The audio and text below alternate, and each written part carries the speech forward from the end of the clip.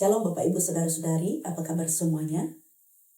Saat ini kita akan mendengarkan firman Tuhan. Sebelumnya mari kita bersatu dalam doa. Bapa di dalam surga, terima kasih Tuhan untuk setiap waktu kami dapat menikmati kasih karunia yang berasal daripada Tuhan. Saat ini kami mau mendengarkan firman-Mu, berkati kami di dalam nama Tuhan Yesus Kristus. Amin. Topik pada hari ini, mengenal dengan sungguh. Apakah Bapak Ibu Saudara benar mengenal pasanganmu? Ini khususnya yang sudah berkeluarga ya. Atau sahabatmu, atau bahkan dirimu sendiri. Kata mengenal dalam Alkitab, bahasa Ibraninya yada. Bukan sekedar tahu nama atau hobinya, kesukaannya, tetapi tahu isi hatinya. Dan Yesus Kristus, Dia tahu semuanya tentang kita. Kalau pasangan kita tidak mengenal kita sampai kedalaman hati kita, ada satu sosok yang jauh lebih mengenal siapa kita, yaitu Yesus Kristus. Dan Dia tahu juga semua tentang pribadi kita, bahkan Bapak Ibu dan Saudara, saat kita menolak Dia.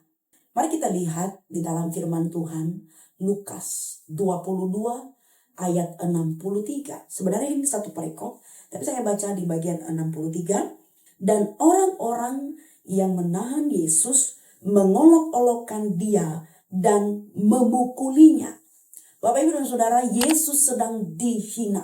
Kalau kita baca satu perikop ini yang menceritakan bagaimana Yesus dihina, Yesus diejek, dan Yesus sengaja diperlakukan sebagai mainan. Dipukuli para imam kepala, ahli Taurat, dan tua-tua bangsa mereka yang seharusnya menjadi penjaga kebenaran, malah jadi pelaku kekejaman. Mereka membawanya ke sidang Sanhedrin, bukan untuk mencari kebenaran, tapi cari-cari kesalahannya. Mengapa Bapak Ibu dan Saudara? Karena mereka tujuannya sebenarnya ingin menyalibkannya. Mereka bertanya, jika engkau Mesias, katakanlah. Kita bisa melihat di pasal 22 ini di ayat 70. Tapi Yesus tahu mereka tak akan percaya. Maka Dia jawab, jika aku katakan, kamu tidak akan percaya. Dan jika aku tanyakan, kamu tidak akan menjawab. Bapak Ibu boleh melihat di ayat 67. Lalu Dia menyatakan kebenaran yang paling berani. Apa dikatakan? Aku adalah anak manusia yang akan duduk di sebelah kanan Allah yang maha kuasa. Silakan Bapak Ibu melihat di Alkitabnya ayat 69. Itu adalah pengakuan ilahi, pengakuan sebagai Tuhan. Dan apa yang terjadi? Mereka malah berkata, mengapa kita perlu saksi lagi? Kita sendiri telah mendengar dari mulutnya. Lalu menghukumnya mati. Bapak, Ibu, dan Saudara.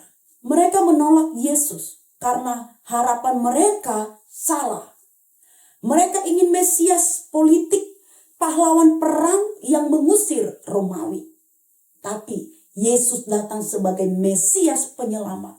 Raja yang rela mati untuk dosa-dosa kita. Dan inilah yang membuat Yesus begitu bijaksana. Dia tahu siapa lawan bicaranya. Dia tahu hati orang-orang yang penuh dengan kebencian, ketidakpercayaan, dan keangkuhan.